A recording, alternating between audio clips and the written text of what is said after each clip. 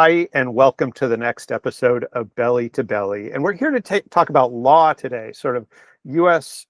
Market expansion issues around the U.S. legal system. And we're here with great friend, Manny Schoenhuber from Nelson Mullins. Welcome, Manny.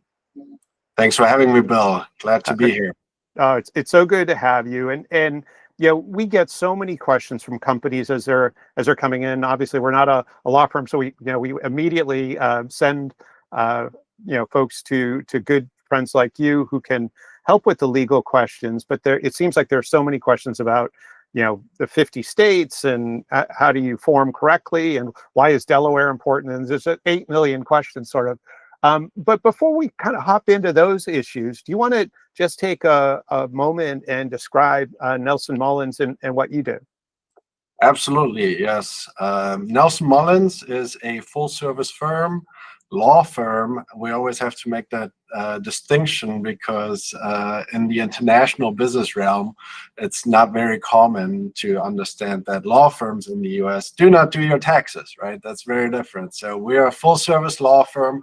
We have close to 40 locations now nationwide, but only in the US.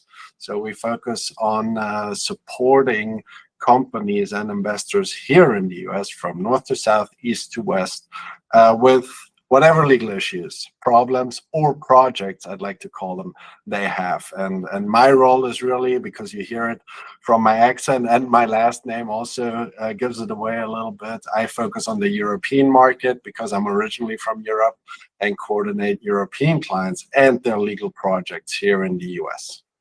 That's fantastic. And, it's so good to have that sort of translation, not necessarily language, but the translation from customs and whatnot from kind of the European legal system to the US system, which is obviously somewhat different. So as you're working with companies coming into the US and you kind of think about the challenges or situations that they have, what are kind of the big ones that you'd say are kind of the big challenges as companies are looking to establish and expand in the US? Yeah, of course. In my position, I always have to say that I'm wearing two different hats.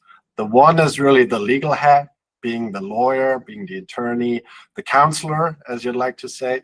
But then on the other hand, the second hat that I'm sometimes wearing is really the guide and more the business-minded guide to ideally help European companies or any international companies be successful in the US, however they define success. But you already segued into my answer by saying sometimes one of the biggest challenges they underestimate or misconceptions they may have relate to the legal system. Because unless you're from the UK, compared to the rest of Europe, the legal system here in the US is just very different, right? Our legal system is based on the British common law, whereas most other European countries have a legal system based on the French Code Civil, the Napoleonic Code.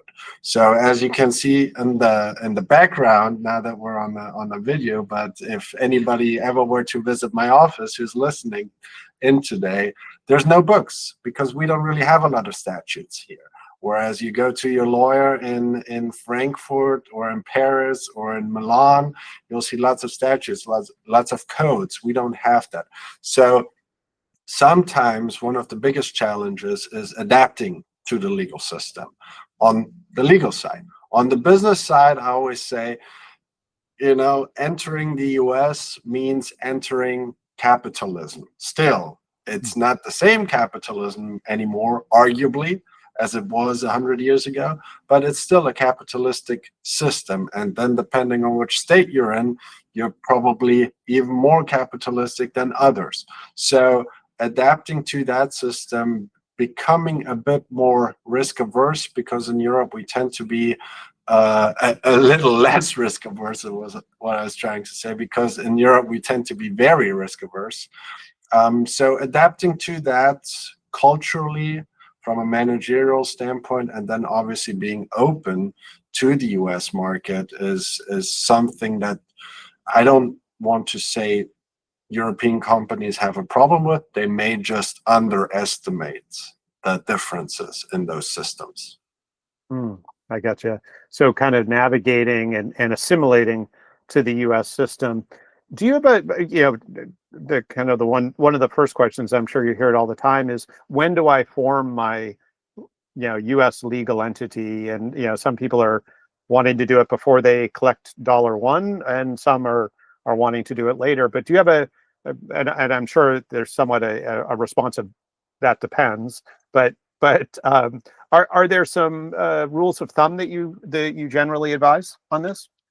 I always, as a lawyer, which may also be not too common for other lawyers, is that I'm trying to take a very pragmatic approach. Right? Obviously, I know my position within the chain of commerce, but my general advice is, and it usually makes everybody sleep better at night when doing business in the US, is when or if you're doing business in the US, actively selling in the US market, my recommendation is to only do it with a US entity. Why? Because you may have built a very successful company in Europe over the last decades, sometimes even centuries and generations, right? When you do business with, for example, your German GmbH or your Dutch BV, and selling to a US customer into the US market, you put everything on the line in the court system here, right?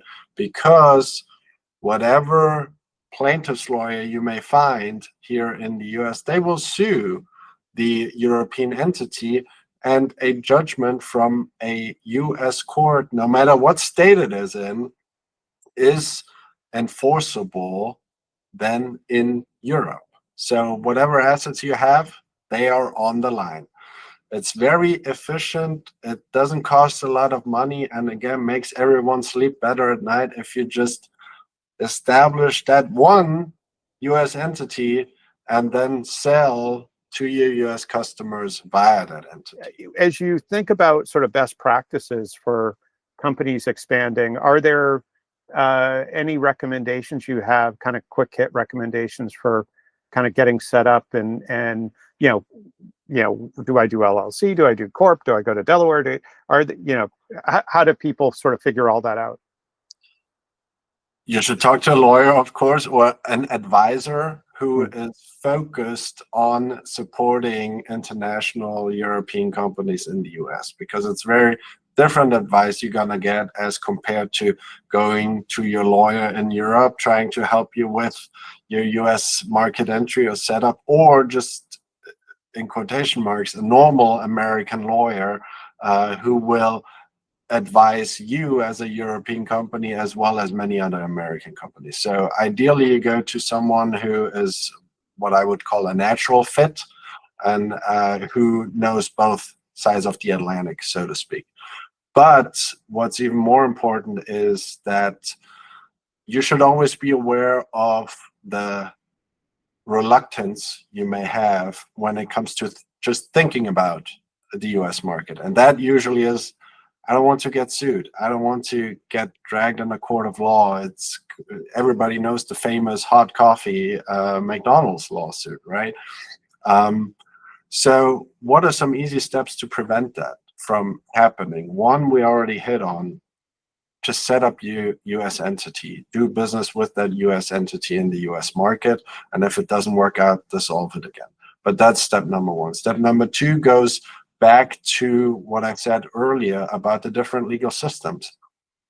Your contracts in the US are key, because we have what we call the freedom of contract, and the courts literally call it the four corners rule, as in the four corners of the paper that you write your agreement on. So have those checked and set up. Don't simply translate or adapt your agreements, your terms and conditions, whatever they may be, from the rest of the world to the US, because again, different legal systems have those checked, and you should have your own terms and conditions if you're selling a good or service into the US market. And third, and I always call them the three pillars, the third pillar, so to speak, would be insurance. I always say a lot of issues, a lot of headaches can be prevented by having proper insurance coverage. Not only should your insurance coverage then also cover all your attorney's fees in case you get sued. But also, and this is important, don't just go to your foreign or international or group policy provider to say, hey, we're expanding to the US now. Can you please also insure the US market? That's a big mistake, because when things go south and things go wrong, then most of the time they will find an exclusion. So also have your US setup, your US entity covered by separate US insurance coverage. Those are the three pillars I usually refer to make it, again, pragmatic, quick and easy, and make everyone sleep better at night. Yeah. No, that's great. And so kind of a lightning round question, last question is, so thinking of all the founders that you've dealt with over the years, and obviously some went on to be very successful and built great US entities, and others maybe were more challenged. Thinking about the best ones that you've worked with that became the most successful, what were the common sort of characteristics, attributes that they had that you think made them really successful in terms of their market entry? I would say it's most of the time not necessarily a legal, structural, or tax optimized way. It's really a managerial standpoint. I played soccer or football back in the days before I came to the US and then in college, and you always have to take a team approach. So have your advisors, rely on them, because I always say the beauty about my job, and you already hinted on it, is the fact that I see many different companies over the years, see what the successful ones are doing right and what the quotation mark not so successful ones are doing not so right. So there is somewhat of a secret sauce, and if you are open to your advisors and their advice, not just in the subject matter, but about business, about the culture, about management in general, those are the ones that are the most successful. I have clients that reach out every week, sometimes daily. I have others that I only hear from once a year. And I'm not saying that I have all the keys to success, by no means, but you can see that the ones that are more active and seeking advice outside of the law and are asking for certain introductions, connections, or Correct. Relying on that network that I've built over the years and others have built as well. And then finding, because it also helps with finding the right staff, the right employees, the right key personnel, and then taking that team approach to the next level, because at the end of the day, you're literally sitting on a boat, but we're all sitting on the same boat, just focusing on that European or international market and trying to make them successful. And that's really it. So the ones that are the most successful, they hone in on that, and they actually seek out more of an informal advisory board to make sure they are, on the one hand, properly protected, but then are also taking advantage of what this country and what this economy has them to offer. Very well put. Yeah, no, as you're talking, I'm thinking, gosh, ego is obviously really important. You wouldn't cross an ocean, you wouldn't start a business without ego. It's critically important, but there are also some limitations, right? And we need to say we don't have all the answers, and again, whether it's from our spouse or from our team members or from our trusted service providers, any of that, we need to be open and accepting of ideas. So I love it. Thank you so much, Manny, for taking the time today. If it's okay with you, I'll share your contact info in the description. So if people have questions, they can reach out. Thank you very much for having me, Bill. It was a lot of fun. Anytime. Well, thank you. It's such a pleasure, and enjoy the rest of your day. You as well. Thank you.